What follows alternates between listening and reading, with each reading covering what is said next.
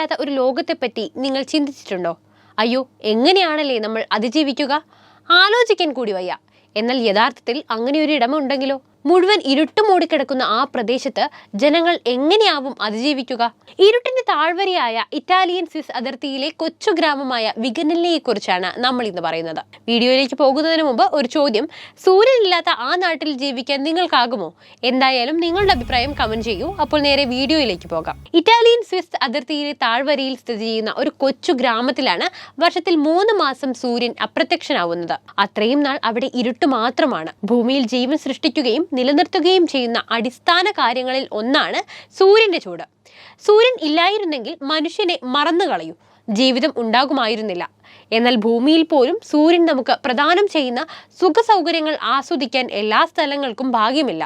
ഇറ്റലിയിലെ പീഡ്മോണ്ടിലെ വെർബാനോ കുസിയോ ഒസോള മേഖലയിലെ ഒരു പട്ടണമാണ് വിഗനല്ല. സാധാരണയായി സ്കാൻഡിനേവിയൻ രാജ്യങ്ങളിലോ അലാസ്കയിലോ ഉള്ള സ്ഥലങ്ങൾ മഞ്ഞുകാലത്ത് സൂര്യന്റെ ചൂട് നഷ്ടപ്പെടുന്നതായി നാം കാണുന്നു. എന്നാൽ വളരെ കാലം സൂര്യപ്രകാശം ലഭിക്കാത്ത ഒരു സ്ഥലം എന്നത് നമുക്ക് ഒട്ടും താങ്ങാനാവില്ല. ഇതൊക്കെ കേട്ട് തീർച്ചയായും നിങ്ങൾക്ക് ഒരു സംശയം ഉദിച്ചിരിക്കും: സൂര്യൻ എവിടെ പോയി എന്ന്. പറയാം. 4 വശവും പർവ്വതങ്ങളാൽ ചുറ്റപ്പെട്ടതാണ് വിഗനല്ല.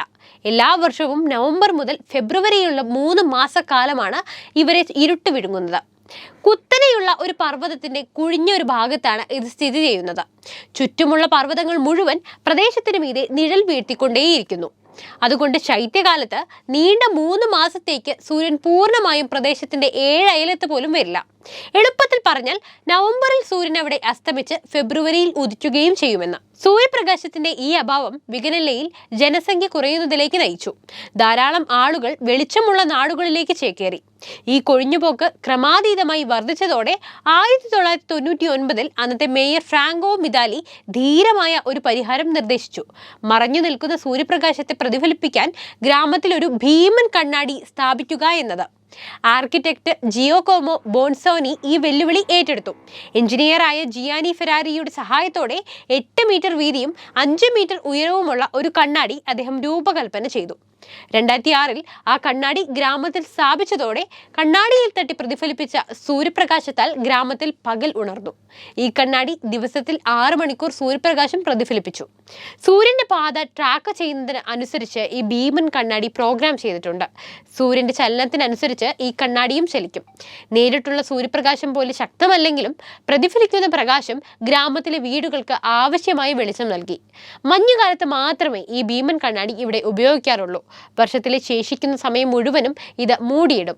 പദ്ധതി വളരെ വേഗത്തിലാണ് അന്താരാഷ്ട്ര ശ്രദ്ധ നേടിയത്. മൾട്ടിമീഡിയ ആർട്ടിസ്റ്റായ സിൽവിയ കാംപറോസി 2020 വിഗനല്ല സന്ദർശിക്കുകയും കണ്ണാടി ഡോക്യുമെന്റ് ചെയ്യുകയും ചെയ്തു.